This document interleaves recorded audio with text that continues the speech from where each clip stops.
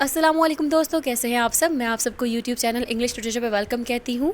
आज जो टॉपिक हम पढ़ने जा रहे हैं उस टॉपिक का नाम है रिप्रेजेंटेशन एंड लैंग्वेज, जो कि मीडिया एंड कल्चरल स्टडीज़ का बहुत ही इंपॉर्टेंट टॉपिक है। तो अटेंटिव होकर इस लेक्चर को सुनिएगा। लेक्चर को स्टार्ट करने से पहले मैं आपको बता दूं कि मेरा गला ख़राब है, तो गला ख़राब होने की वजह से आपको मेरी आवाज़ चेंज सुनाई देगी। तो अगर आपको कोई वर्ड्स क्लियर समझ ना आए या फिर कोई कन्फ्यूजन हो तो आप कमेंट्स में पूछ सकते हैं। इंशाल्लाह I will response you there. तो टाइम को वेस्ट किए बगैर अपने लेक्चर को स्टार्ट करते हैं। सबसे पहले जो हम बात करेंगे इसके अंदर वो है व्हाट इज़ रिप्रेजेंटेशन, और जो दूसरी बात करेंगे वो करेंगे व्हाट इज़ लैंग्वेज। फिर हम बात करेंगे रिप्रेजेंटेशन और लैंग्वेज का आपस में क्या लिंक्ड है in media studies and cultural studies. जी, पहले बात करते हैं रिप्रेजेंटेशन के ऊपर। रिप्रेजेंटेशन किसे कहते हैं? नुमाइंदगी करने वाला, ऐसे ही है ना। रिप्रेजेंटेटिव हम कहते हैं ये हमारी क्लास का CR है, ये क्लास का रिप्रेजेंटेटिव पर्सन है, ठीक है। हम बोलते हैं ना, तो वो क्या करता है? वो करता है क्लास की नुमाइंदगी। तो जो रिप्रेजेंटेशन मीडिया स्टडीज़ के अंदर है ना, वो क्या है?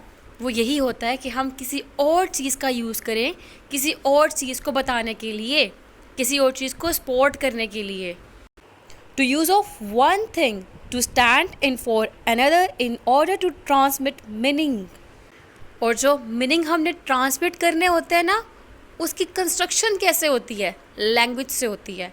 उसकी construction through science and concept से होती है। ठीक हो गया। इसके अलावा जो रिप्रेजेंटेशन है ना, वो क्या है? वो ये है कि to speak correct on the behalf of somebody, किसी के बिहाफ पे कुछ एक्ट करके दिखाना, कुछ बोलना।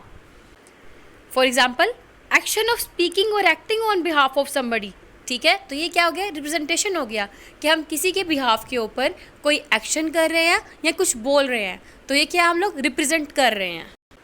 और रिप्रेजेंट करने के लिए जो हम लोग वर्ड्स यूज़ करते हैं ना, उन वर्ड्स के जो मीनिंग होते हैं वो लैंग्वेज के थ्रू प्रोड्यूस होते हैं। ठीक है, तो वो जो लैंग्वेज है उसको फर्दर डिफाइन किया गया है सोशोर के वर्ड्स के अंदर। वो क्या है? लैंग और पेरोल। ठीक है, लैंग क्या है कि लैंग्वेज का जो कॉन्सेप्ट है वो, और पेरोल क्या है? Actual use. ठीक है, लैंग में क्या आते हैं? रूल्स ऑफ लैंग्वेज, और पेरोल में एक्चुअल यूज़ ऑफ लैंग्वेज। ठीक हो गया। तो यहाँ पे मैं बात करती थी मीनिंग की प्रोडक्शन की, कि वो लैंग्वेज से होते हैं। लैंग्वेज जो है वो लैंग और पेरोल से बनती है। इसके अलावा जो मीनिंग है वो कैसे प्रोड्यूस किए जाते हैं? सोशोर ने कहा कि जो लैंग्वेज है उसके अंदर जो मीनिंग है वो सिग्निफायर और सिग्निफाइड के थ्रू क्रिएट किए जाते हैं। वो डिनोटेटिव और कैनोटेटिव के थ्रू क्रिएट किए जाते हैं। तो मैं बात करी थी सिग्निफायर की, सिग्निफाइड की, डिनोटेटिव की और कॉनोटेटिव की। यहाँ पे स्पेलिंग गलत है, ए नहीं आएगा, ओ आएगा। इसमें जो सिग्निफायर है वो है इमेज, और सिग्निफाइड जो कॉन्सेप्ट है उस सिग्निफायर को लेके माइंड में बनता वो। डिनोटेटिव डिक्शनरी मीनिंग होता है, और कॉनोटेटिव होता है जो हमारे पास कॉन्सेप्चुअल मीनिंग हो। ठीक है, इसके अलावा अगर हम लोग एस्पेक्ट्स की बात करें रिप्रेजेंटेशन के, तो इसके मल्टीपल एस्पेक्ट्स हैं, लेकिन जो हमारे पास सबसे इम्पोर्टेंट एस्पेक्ट है वो है पोस्ट कलोनियल पर्सपेक्टिव। स्टीरियोटाइप्स जो दिखाई गई हैं, ओरिएंटलिज्म को आप देख लें। पोस्ट कलोनियल पर्सपेक्टिव में क्या दिखाया गया है? इसमें हमारे पास रिप्रेजेंटेशन की गई है किस चीज़ की, कि जो वाइट है वो क्या है? सुपीरियर है। वाइट जो है वो यूरोसेंट्रिक है। वाइट जो है उन्हीं की बेस है, उन्हीं की सुपरमेसी है। और क्या कर रहे हैं वो? ये बताकर उन्होंने हार्ट ऑफ डार्कनेस लिखा, जिसमें बताया गया जो ब्लैक्स है उनके पास तो सेंस ही नहीं है, उनके पास कल्चर ही नहीं है, उनके पास लैंग्वेज नहीं है, नॉर्म्स नहीं है, एथिक नहीं है। तो उन्होंने रिप्रेजेंटेड पिक्चर दिखा दी किसकी? ब्लैक्स की।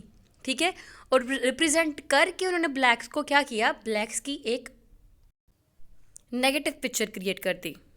फिर इसके अलावा आप ओरिएंटलिज्म को देख लें, उसमें बताया गया, उसने एडवर्ड सईद ने बताया कि किस तरह से रिप्रेजेंटेशन की गई है ब्लैक्स की। ठीक है, बताया गया जो ब्लैक्स हैं वो बारबेरिक हैं, सुस्त हैं, लड़ने झगड़ने के अलावा कुछ नहीं आता, वीक हैं, फ्रेजाइल हैं, इनके मेल भी जो है वो निकम्मे हैं। ये सारा कुछ दिखाया गया। किस में दिखाया गया? ये जो वाइट मैन है उन्होंने अपने लिटरेचर में दिखाया, जिसको एडवर्ड सईद ने इन स्टीरियोटाइप्स को डिस्कस करके रिस्पॉन्स किया और एक रिप्रेजेंटेशन दी कि हमारा कल्चर ऐसा नहीं है जैसे तुम कह रहे हो, हमारा कल्चर एक्चुअली में ऐसा है जैसा मैं बता रहा हूँ। इसके अलावा जब वाइट मैन ने यूरोसेंट्रिसिज्म की बात की तो उसमें यूरोप इज सुपीरियर कहकर उन्होंने बाकी सबको अदर्स कर दिया, मार्जिनलाइज कर दिया, और उनको कैसे रिप्रेजेंट किया, जैसे कि ये लोग अनसिविलाइज्ड और बारबेरिक है। ठीक है, तो जो रिप्रेजेंटेशन है ना, यहाँ से पता लगी कि क्या हो सकती है, पॉजिटिव भी हो सकती है, नेगेटिव भी हो सकती है। आप भी रिप्रेजेंटेशन कर सकते हो और हम भी कर सकते हैं। वाइट ने भी की और ब्लैक्स भी करते हैं। और जो ये जो रिप्रेजेंटेशन है ना, ये थ्रू लैंग्वेज और थ्रू स्पीच की जाती है। लैंग्वेज जो है ना, वो बताती है कैसे वर्ड्स को प्रोड्यूस करना है, फिर कैसे आपने अपनी नॉलेज को ट्रांसफ़र करना है। जो नॉलेज है वो बहुत इम्पोर्टेंट है किसके अंदर, रिप्रेजेंटेशन के अंदर। और समटाइम्स ऐसा होता है कि जब आप किसी और को रिप्रेजेंट कर रहे होते हो तो मोस्टली क्या होता है, आप पहले खुद को रिप्रेजेंट करते हो। ठीक है, खुद के पॉजिटिव एस्पेक्ट बताकर आप दूसरों के नेगेटिव एस्पेक्ट बता रहे होते हो। क्योंकि जो ह्यूमन नेचर है ना, वो क्या है, ह्यूमन नेचर ऐसी नेचर है जो पहले खुद के बारे में सोचती है, फिर दूसरों के बारे में सोचती है।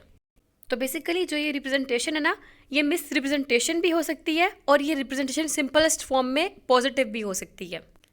अब बात कर लेते हैं लैंग्वेज की। लैंग्वेज जो है वो क्या है, मीनिंग पे डिपेंड करता है, और मीनिंग क्या है, सिस्टम ऑफ कॉन्सेप्ट है। तो लैंग्वेज क्या है, language basically system of concepts ही है। ठीक है, जब लैंग्वेज सिस्टम ऑफ कॉन्सेप्ट्स है तो जो कॉन्सेप्ट्स हैं वो कैसे डेवलप होते हैं, वो कल्चर पे डिपेंड करते हैं। ठीक है, जो मीनिंग है वो भी कल्चर पे डिपेंड करते हैं। तो जितने भी मीनिंग होते हैं वो कल्चर के अकॉर्डिंग ही होते हैं। डिफरेंट कल्चर हो तो जो वर्ड है उसका डिफरेंट मीनिंग ही निकलता है। For example, in Pakistani culture जो बियर्ड है वो किसकी रिप्रेजेंटेशन करती है, मुस्लिम आइडेंटिटी की। लेकिन इन वेस्टर्न कल्चर बियर्ड जो है वो टेररिस्ट को आइडेंटिफाई कर रहा है।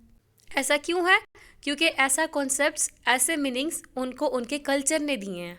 अब सेकंड एग्जांपल लेते हैं रिप्रेजेंटेशन की। वो क्या हो सकती है, इंडिया और पाकिस्तान की। ठीक है, जो इंडिया है वो पाकिस्तान को टेररिस्ट प्रूव करने के लिए कुछ भी मीनिंग्स जो है वो क्रिएट कर रहा है और नेगेटिव रिप्रेजेंटेशन दे रहा है। ठीक है, और जो पाकिस्तान है वो इंडिया को टेररिस्ट डिक्लेयर करने के लिए उसकी नेगेटिव रिप्रेजेंटेशन दे रहा है। तो एक्चुअली में जो रिप्रेजेंटेशन है वो एक प्रोपेगेंडा भी होता है। ठीक है, तो रिप्रेजेंटेशन क्या होता है, एक प्रोपेगेंडा भी होता है। ये भी इंपॉर्टेंट बात है।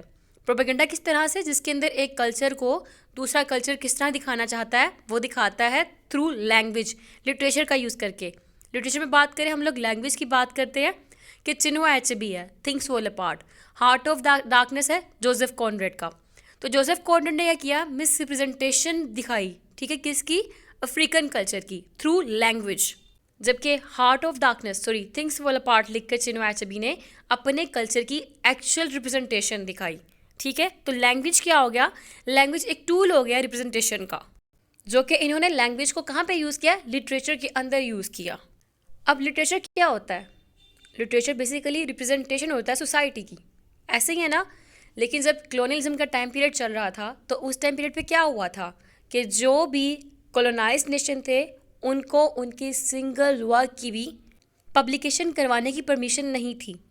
ठीक है, क्यों, ताकि वो जो रियलिटी है वो रिप्रेजेंट ना कर पाएँ अपनी लैंग्वेज को लिटरेचर में यूज़ करके।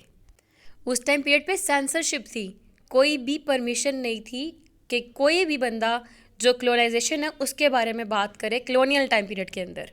तो यूरोप था वो क्या कर रहा था, वो रिप्रेजेंट कर रहा था एक मिस रिप्रेजेंटेशन। क्या कर रहा था, जो ब्लैक्स हैं उनकी मिस रिप्रेजेंटेशन कर रहा था अपनी लैंग्वेज को यूज़ करके, अपनी डिस्कोर्स को यूज़ करके। और फिर डिफरेंट किस्म की स्टीरियोटाइप्स जो थी वो अटैच कर दी गई थी ब्लैक्स के साथ। तो उस टाइम पीरियड पे एडवर्ड सैड ने ओरिएंटलिज्म लिखा और उसने उसमें ओरिएंट और ऑक्सीडेंट की बात की और बताया कि जो ऑक्सीडेंट है through and through in the history exploit कर रहा है, मार्जिनलाइज कर रहा है किसको, ओरिएंट को। और ये उसने किस तरह बताया, अपनी लैंग्वेज को यूज़ करके। क्या बताया कि जो ये ओरिएंट्स हैं ये रिप्रेजेंटेड बाय ऑक्सीडेंट हैं। ठीक है, कि ऑक्सीडेंट जो है इनको मिस रिप्रेजेंट कर रहे हैं। ठीक है, तो ये क्या होता है कि जो लैंग्वेज है बेसिकली एक टूल होता है। ठीक है, तो लैंग्वेज के थ्रू आप लोग किसी को रिप्रेजेंट करते हो और वो रिप्रेजेंटेशन नेगेटिव भी हो सकती है और वो पॉजिटिव भी हो सकती है। और इसके अलावा जो लैंग्वेज है उसको आप प्रोपेगेंडा के तौर पे भी इस्तेमाल कर सकते हो, जिसके अंदर जो आप रिप्रेजेंटेशन है वो एज अ प्रोपेगेंडा टूल दिखाते हो। किस तरह से, जैसे कि हमारे पास यहाँ पे वाइट मैन ने प्रोपेगेंडा के अकॉर्डिंग दिखाया ब्लैक्स को नेगेटिव वे में। तो ये जो रिप्रेजेंटेशन है नेगेटिव भी हो सकती है, पॉजिटिव भी हो सकती है और न्यूट्रल भी हो सकती है। तो एक कल्चर को आइडेंटिफाई करवाने के लिए एक कल्चर को सामने लेके आने के लिए जो लैंग्वेज और रिप्रेजेंटेशन है, ये दोनों बहुत ही इम्पोर्टेंट रोल अदा करते हैं। विदाउट लैंग्वेज, विदाउट लिटरेचर जो रिप्रेजेंटेशन है वो पॉसिबल नहीं हो सकती। ठीक है, तो रिप्रेजेंटेशन के लिए लैंग्वेज का और लिटरेचर का होना बहुत ज़्यादा ज़रूरी है। आई होप कि आपको बेसिक कॉन्सेप्ट जो है वो क्लियर हो चुका होगा। Thank you so much for watching this video. Please subscribe our channel and share this video with your friends too. Your single share matters a lot for us. Thank you so much. अल्लाह हाफिज़।